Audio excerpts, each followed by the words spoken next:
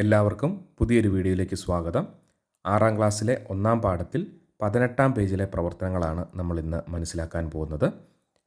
ആദ്യത്തെ ചോദ്യം നോക്കാം. Mark each of the fractions below as part of A circle and colour the pictures.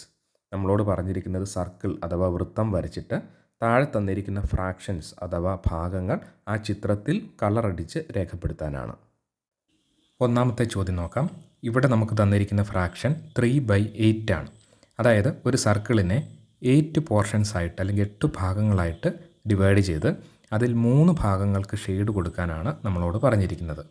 അപ്പോൾ ഒരു സർക്കിളിനെ 8 ഭാഗങ്ങളാക്കുമ്പോൾ ഒരു ആംഗിൾ എത്രയാണെന്ന് ചോദിച്ചാൽ, കാരണം ഒരു സർക്കിളിൻ്റെ ടോട്ടൽ ആംഗിൾ 360 ഡിഗ്രിയാണ്. അപ്പോൾ 8 ഭാഗങ്ങളാക്കുമ്പോൾ ഈ 360 ഡിഗ്രിയെ 8 ഭാഗങ്ങളാക്കണം. അപ്പോൾ ഒരു ഭാഗത്തിൻ്റെ ആംഗിൾ അല്ലെങ്കിൽ കോണളവ് എന്ന് പറയുന്നത് 45 ഡിഗ്രി 45 ഡിഗ്രിയാണ്.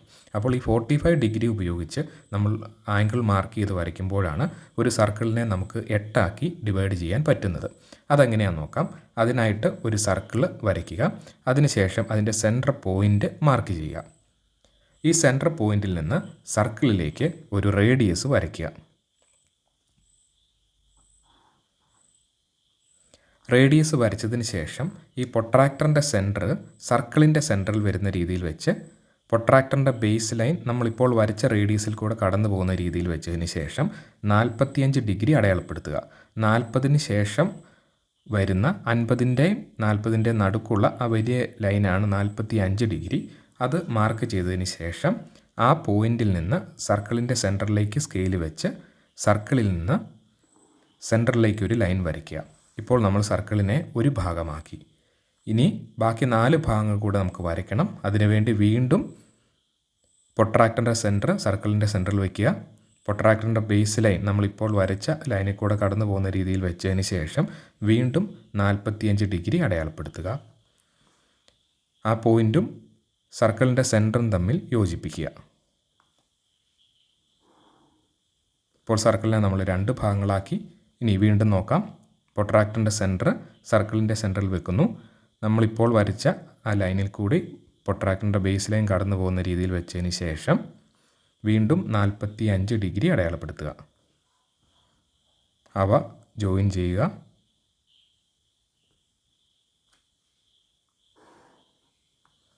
വീണ്ടും ഇതേപോലെ തന്നെ ചെയ്യുക.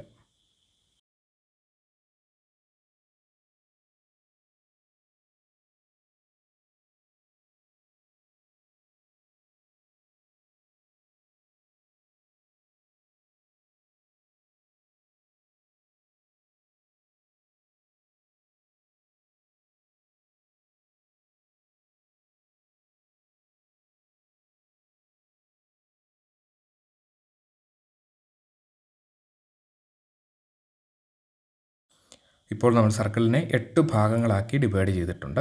ഇതിൽ ഇഷ്ടമുള്ള ഏതെങ്കിലും 3 ഭാഗങ്ങൾക്ക് നിറം കൊടുക്കുക.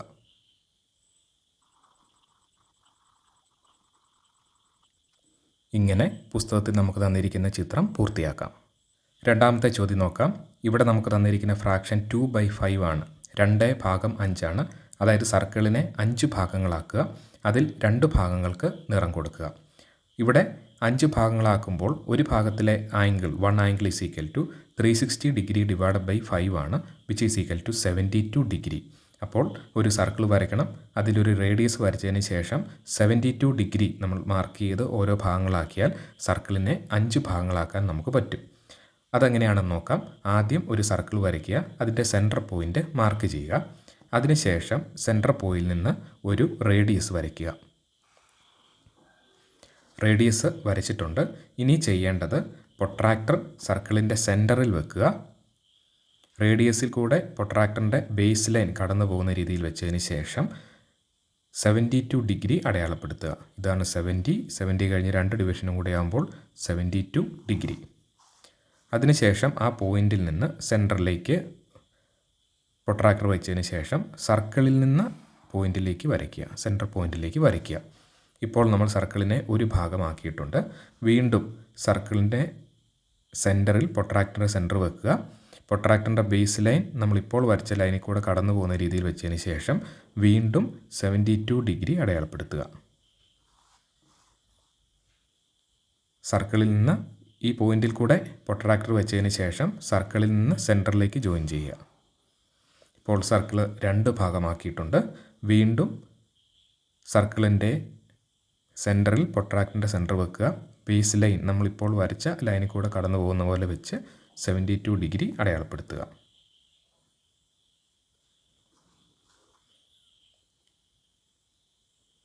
അത് സെൻറ്ററിലേക്ക് യോജിപ്പിക്കുക.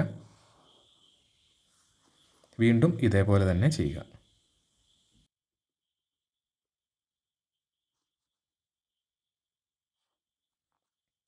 ഇപ്പോൾ നമ്മൾ സർക്കിളിനെ 5 ഭാഗങ്ങളാക്കിയിട്ടുണ്ട്. ഇതിലെ ഒരു ആംഗിൾ എന്ന് പറയുന്നത് 72 ഡിഗ്രിയാണ്.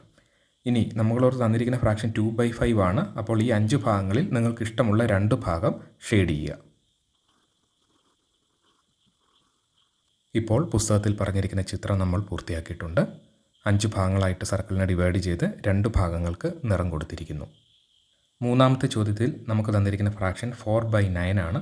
സർക്കിളിനെ 9 ഭാഗങ്ങളാക്കി ഡിവൈഡ് ചെയ്ത് 4 ഭാഗങ്ങൾക്ക് നിറം കൊടുക്കുക. അപ്പോൾ ഒരു ആംഗിൾ എന്ന് പറയുന്നത് 360/9 ആണ്, which is equal to 40 degree. ഇനി നമുക്ക് സർക്കിളിനെ 9 ഭാഗങ്ങളാക്കാം. അതിനായി ഒരു സർക്കിൾ വരയ്ക്കുക. അതിനുശേഷം ഒരു റേഡിയസ് വരയ്ക്കുക.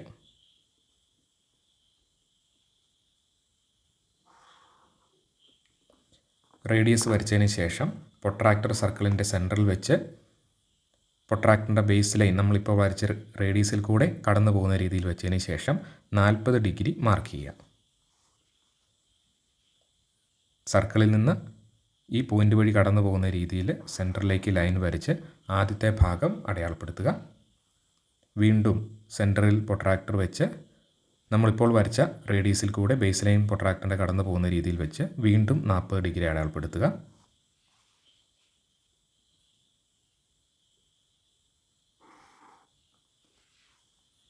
വീണ്ടും ഇതേപോലെ തന്നെ റിപ്പീറ്റ് ചെയ്യുക.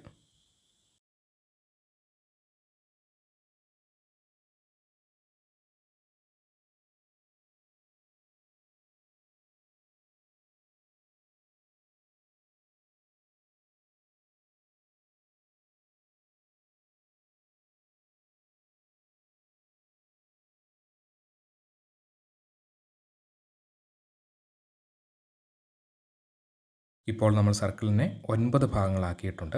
ഇനി 4 ഭാഗങ്ങൾക്ക് നിറം കൊടുക്കാം. ഇങ്ങനെ പുസ്തകത്തിലെ ചിത്രം നമുക്ക് പൂർത്തിയാക്കാം. നാലാമത്തെ ചോദ്യത്തിൽ നമ്മളോട് പറഞ്ഞിരിക്കുന്നത് സർക്കിളിനെ 12 ഭാഗങ്ങളാക്കി അതിൽ 5 ഭാഗങ്ങൾക്ക് നിറം കൊടുക്കാനാണ്. സർക്കിളിനെ 12 ഭാഗങ്ങളാക്കുമ്പോൾ ഒരു ഭാഗത്തിൻ്റെ ആംഗിൾ എന്ന് പറയുന്നത് 360/12 വിച്ച് ഈസ് ഈക്വൽ ടു 30 ഡിഗ്രിയാണ്. ഇനി നമുക്ക് സർക്കിളിനെ 12 ഭാഗങ്ങളാക്കാം. അതിനായി ഒരു സർക്കിൾ വരച്ച് റേഡിയസ് നിങ്ങൾക്ക് ഇഷ്ടമുള്ള ഒരു റേഡിയസ് അടയാളപ്പെടുത്തുക. ഇനി സർക്കിളിൻ്റെ സെൻറ്ററിൽ പ്രൊട്രാക്ടറിൻ്റെ സെൻറ്റർ വെക്കുക. പ്രൊട്രാക്ടറിൻ്റെ ബേസ് ലൈൻ നമ്മളിപ്പോൾ വരച്ച റേഡിയസിൽ കൂടെ കടന്നു പോകുന്ന രീതിയിൽ വെച്ചതിന് ശേഷം 30 ഡിഗ്രി അടയാളപ്പെടുത്തുക. ഇത് തമ്മിൽ യോജിപ്പിക്കുക.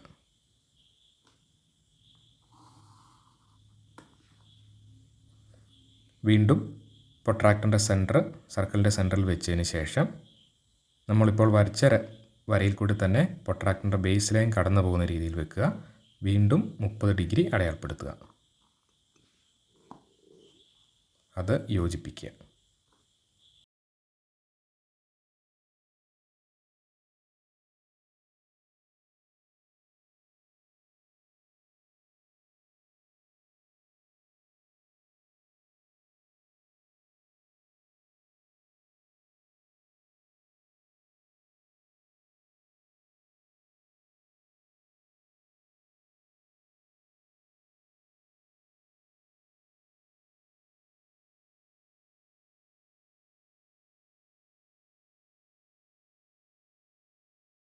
ഇവിടെ നമ്മൾ ഒരു സർക്കിളിനെ 12 ഭാഗങ്ങളാക്കി ഡിവൈഡ് ചെയ്ത് അതിൽ 5 ഭാഗങ്ങൾക്ക് നിറം നൽകിയിട്ടുണ്ട്. അവസാന ചോദ്യത്തിൽ നമ്മളോട് പറഞ്ഞിരിക്കുന്നത് ഒരു സർക്കിളിനെ 24 ഭാഗങ്ങളാക്കി അതിൽ 5 ഭാഗങ്ങൾ ഷെയ്ഡ് ചെയ്യാനാണ്. ഒരു സർക്കിളിനെ 24 ഭാഗങ്ങളാക്കുമ്പോൾ ഒരു ഭാഗത്തിൻ്റെ ആംഗിൾ എന്ന് പറയുന്നത് 360/24 ആണ്, which is equal to 15 degree. ഇനി നമുക്ക് ഒരു സർക്കിളിനെ 24 ഭാഗങ്ങളാക്കാം. അതിനായി ഒരു സർക്കിൾ വരച്ച് ആദ്യം ഒരു റേഡിയസ് അടയാളപ്പെടുത്തുക. അടുത്തതായി സർക്കിളിൻ്റെ സെൻറ്ററിൽ നമ്മുടെ പ്രൊട്രാക്ടറിൻ്റെ സെൻറ്റർ വെക്കുക. പ്രൊട്രാക്ടറിൻ്റെ ബേസ് ലൈൻ നമ്മളിപ്പോൾ വരച്ച റേഡിയസിൽ കൂടെ കടന്നു പോകുന്ന രീതിയിൽ വെച്ചതിന് ശേഷം 15 ഡിഗ്രി അടയാളപ്പെടുത്തുക. ഇത് 0, 10 കഴിഞ്ഞ് വരുന്ന വലിയ വര, അതാണ് 15 ഡിഗ്രി. അല്ലെങ്കിൽ 10നും 20ക്കും മിഡിൽ വരുന്ന ലൈനാണ് 15 ഡിഗ്രി അടയാളപ്പെടുത്തിയതിന് ശേഷം സർക്കിളിൽ നിന്ന് സെൻറ്ററിലേക്ക് ഇപ്പോൾ നമ്മൾ അടയാളപ്പെടുത്തിയ പോയിന്റിലൂടെ വരയ്ക്കുക. ഇപ്പോൾ നമ്മൾ സർക്കിളിനെ ആദ്യത്തെ ഭാഗമാക്കി. വീണ്ടും പ്രൊട്രാക്ടർ സർക്കിളിൻ്റെ സെൻറ്ററിൽ വെക്കുക. ഇപ്പോൾ വരച്ച ലൈനിൽ കൂടി കടന്നു പോകുന്ന രീതിയിൽ പ്രൊട്രാക്ടറിൻ്റെ ബേസ് ലൈൻ വെക്കുക. വീണ്ടും 15 ഡിഗ്രി അടയാളപ്പെടുത്തുക. ഇപ്പോൾ മാർക്ക് ചെയ്ത പോയിന്റിലൂടെ പ്രൊട്രാക്ടർ കടന്നു പോകുന്ന രീതിയിൽ വെച്ച് സർക്കിളിൽ നിന്ന് സെൻറ്ററിലേക്ക് ഒരു ലൈൻ വരയ്ക്കുക. വീണ്ടും സർക്കിളിൻ്റെ സെൻറ്ററിൽ പ്രൊട്രാക്ടറിൻ്റെ സെൻറ്റർ വെക്കുക. ഇപ്പോൾ വരച്ച ലൈനിൽ കൂടെ പ്രൊട്രാക്ടറിൻ്റെ ബേസ് ലൈൻ കടന്നു പോകുന്ന രീതിയിൽ വെച്ചതിന് ശേഷം 15 ഡിഗ്രി അടയാളപ്പെടുത്തുക. ആ പോയിന്റിൽ കൂടെ സർക്കിളിൻ്റെ സെൻറ്ററിലേക്ക് ഒരു ലൈൻ വരയ്ക്കുക.